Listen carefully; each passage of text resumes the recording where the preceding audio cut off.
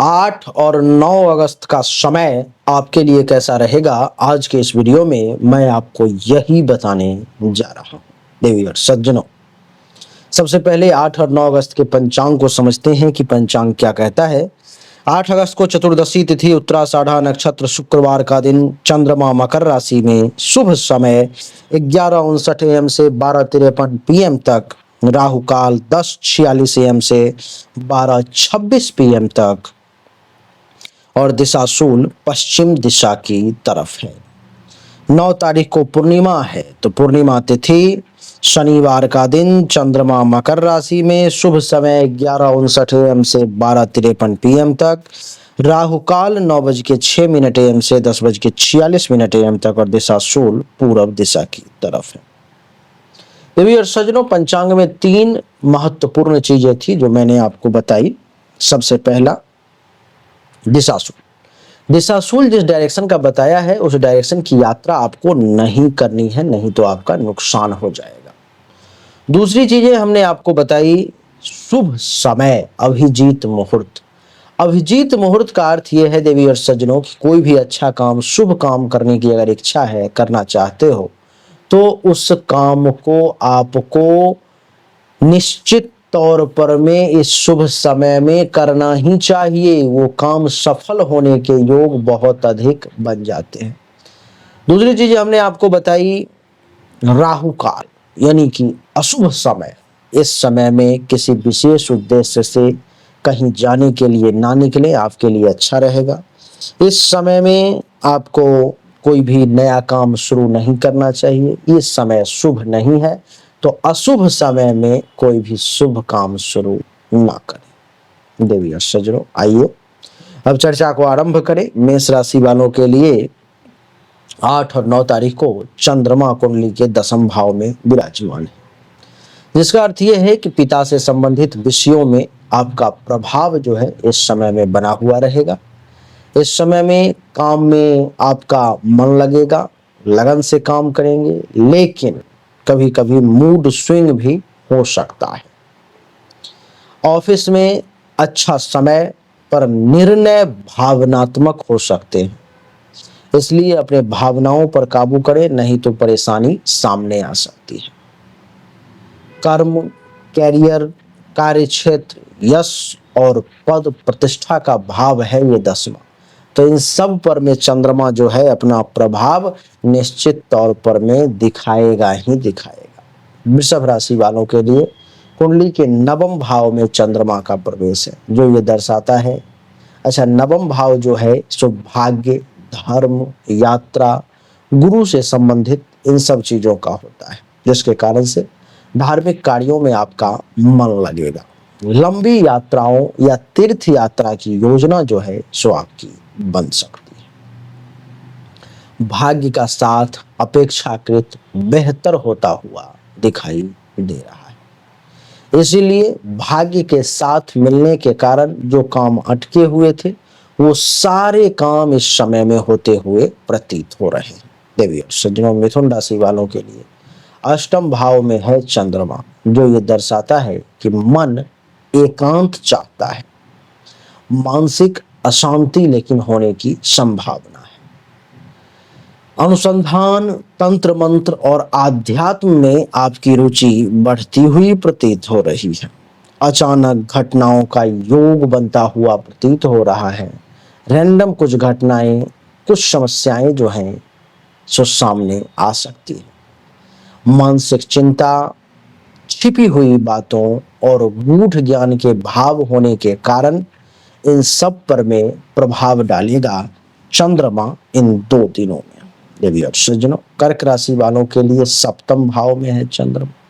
7वें भाव में बैठा हुआ चंद्रमा ये दर्शाता है कि दाम्पत्य जीवन में निकटता या मनमुटाव संभव है। व्यापार में पार्टनरशिप से लाभ या चिंता भी होती हुई दिखाई दे रही है। जीवन साथी के साथ भावनात्मक जुड़ाव देखने को मिलेगा। जीवन साथी, साझेदारी, पार्टनरशिप, वैवाहिक जीवन में इसका इस समय में विशेष असर होगा। सिंह राशि वालों के लिए कुंडली के छठे भाव में है चंद्रमा, जो ये दर्शाता है कि सावधानी से आप दिन बिताएं। कोर्ट कचहरी, मुकदमेबाजी या विरोध का सामना जो है सो आपको करना पड़ सकता है। स्वास्थ्य संबंधित चिंता आपकी बढ़ सकती है। रोग, ऋण और शत्रु का क्योंकि भाव है छठा, इसलिए चंद्रमा का प्रभाव इन तीनों पर में होने की संभावना है। बात करेंगे कन्या राशि की। कन्या राशि वालों के लिए कुंडली के पंचम भाव में है चंद्रमा, जो ये दर्शाता है कि छात्रों के लिए अध्ययन में ध्यान केंद्रित करने का ये समय है। प्रेम संबंधों में भावनात्मक उतार चढ़ाव देखने को मिल सकते हैं। मन आपका रचनात्मक कार्यों की ओर आकर्षित होता हुआ दिखाई देगा। इस समय में प्रेम, संतान, शिक्षा और रचनात्मकता में वृद्धि होने के योग में देख पा रहा हूं। कन्या के बाद बात करेंगे तुला राशि की। तुला राशि वालों के लिए चौथे भाव में है चंद्रमा, जो ये दर्शा रहा है कि घर में शांति या सजावट का विचार सामने आ सकता है। मां का स्वास्थ्य चिंता का कारण बन सकता है, इसलिए थोड़ा सा माता पर विशेष ध्यान दें। भावनात्मक अस्थिरता आ सकती है। घर, परिवार, माता और वाहन संपत्ति से संबंधित चीजें जो हैं सो आप कर सकते हो। घर परिवार का सुख मिल सकता है, माता का सुख मिल सकता है, जमीन वाहन से संबंधित भी कुछ कार्य कर सकते हो आप। बात करेंगे वृश्चिक राशि की। वृश्चिक राशि वालों के लिए कुंडली के तीसरे भाव में है चंद्रमा, जो ये दर्शा रहा है कि लेखन, मीडिया, संगीत, इन सब क्षेत्र से जो लोग जुड़े हुए हैं उनको अच्छा खासा लाभ मिल सकता है। छोटी छोटी यात्राओं के भी योग हैं, जिससे फायदा होने का योग बना हुआ है। आत्मविश्वास के साथ आप इस समय में काम को आगे बढ़ाएंगे, कार्य करते रहेंगे। साहस, छोटे भाई बहन और संचार में भी वृद्धि होने के योग मैं देख पा रहा हूँ। बात करेंगे धनु राशि की। धनु राशि वालों के लिए कुंडली के दूसरे भाव में बैठा हुआ है चंद्रमा, जो ये दर्शाता है कि आर्थिक दृष्टि से थोड़ा सतर्क रहना चाहिए, ज्यादा अच्छा रहता है। खाने पीने में रुचि जो है सो बढ़ती हुई प्रतीत हो रही है। मीठा बोलते हैं पर भावनाओं में बहकर खर्च अधिक कर सकते हैं। क्या? मीठा बोलते हैं पर भावनाओं में बहकर खर्च अधिक कर सकते हैं आप। परिवार, वाणी और धन, इन सब में वृद्धि होगी। परिवार में प्रसन्नता मिलेगी, वाणी में आकर्षण और धन में वृद्धि होने के योग है। बात करेंगे मकर राशि। मकर राशि वालों के लिए कुंडली के प्रथम भाव में है चंद्रमा, जो ये दर्शा रहा है कि कभी कभी जल्दीबाजी में आप गलत निर्णय भी इन 2 दिनों के अंदर ले सकते हैं, तो सावधान। व्यक्ति आकर्षक दिखेगा। मकर राशि का लोकप्रियता उसकी बढ़ती हुई प्रतीत हो रही है। आत्मविश्वास और भावनाओं में उतार चढ़ाव भी देखने को मिल सकता है। मानसिक उत्तेजना बढ़ती हुई प्रतीत हो रही है। भावनात्मक निर्णय भी आप ले सकते हो। अब बात करेंगे कुंभ राशि की। कुंभ राशि वालों के लिए कुंडली के द्वादश भाव में चंद्रमा का प्रवेश है। द्वादश भाव में जैसे ही चंद्रमा का प्रवेश हुआ, अर्थात नींद से संबंधित समस्याओं का कुंभ राशि वालों आपको इन 2 दिनों में सामना करना पड़ेगा। हो सकता है या तो आपको नींद में बाधा डाला जाए, आपको सोने ना दिया जाए, अथवा आप सोते रहो तो आपको डिस्टर्ब कर दिया जाए, या काम का कुछ ऐसा लोड इतना पड़ जाए कि आपको नींद ना आए। क्योंकि द्वादश भाव जो है सो खर्च का, विदेश यात्रा का, मानसिक एकांत का, नींद का, आध्यात्मिकता का होता है। अनचाहे खर्च में बढ़ोतरी होने के भी योग बन रहे हैं। ध्यान और एकांत इस समय में आपको ज्यादा अच्छा लगेगा। विदेश यात्रा या अस्पताल संबंधी विषय पर में आप कुछ काम कर सकते हो। विदेश का यात्रा भी होता हुआ मैं देख पा रहा हूँ। हो सकता है हॉस्पिटल का खर्चा एक्टिवेट भी हो जाए, जिससे कोई बीमार पड़े, आपका पैसा कुछ दवाई में लग सकता है। बात करेंगे मीन राशि की।